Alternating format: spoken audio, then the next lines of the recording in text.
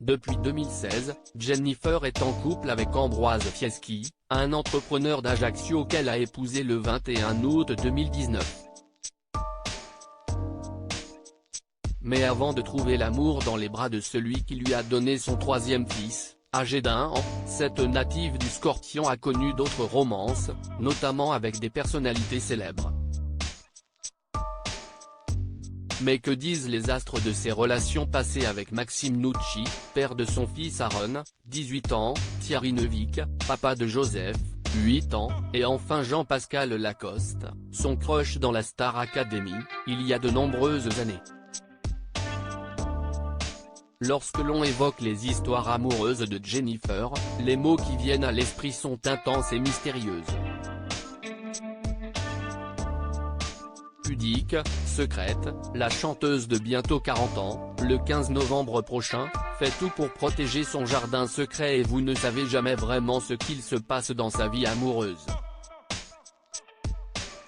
Mais si vous savez quelque chose de la façon dont ce signe d'eau se comporte en amour, alors toute cette intrigue entourant les relations de l'artiste prend tout son sens. Le Scorpion est un signe plein de contradictions, rayonnant de force, de séduction mais avec sous cette carapace un cœur aimant et loyal, et une âme vulnérable, comme le rapporte le site Zodiac Couple. Maxime Nucci, son âme sœur avec Maxime Nucci, natif du signe du Poisson, son premier grand amour, elle a formé sur le plan astrologique un véritable couple d'âmes sœurs. Comme Bruce Willis et Demi Moore ou encore Ryan Gosling et Eva Mendes, ils ont formé une paire Poisson-Scorpion des plus idéales. Les deux signes d'eau, très mystérieux, n'ont pas besoin de travailler pour se comprendre. La compréhension que les deux signes montrent l'un à l'autre les aide à bien gérer les conflits qui surviennent.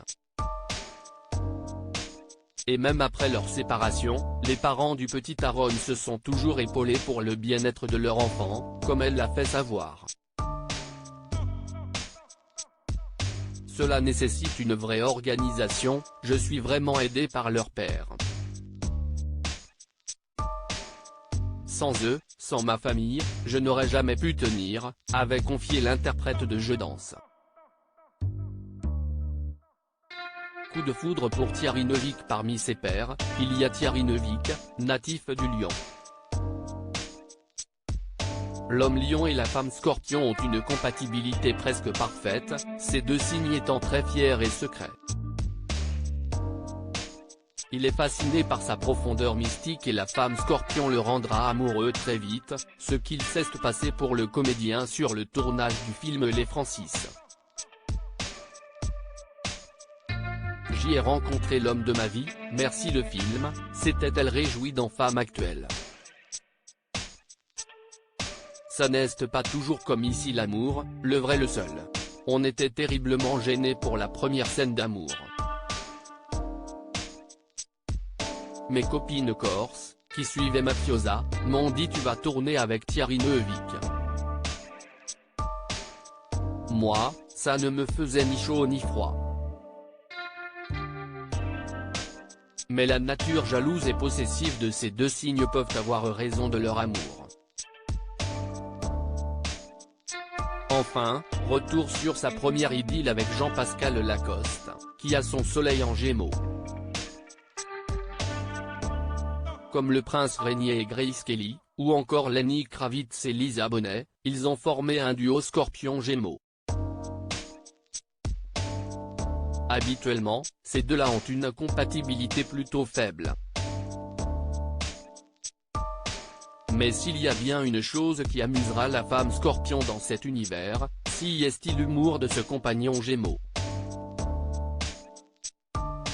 Et il faut dire que si l'amourette entre Jennifer et l'ex-star académicien n'a pas duré, elle aura au moins bien rigolé comme en témoignent les images de leur aventure dans le château.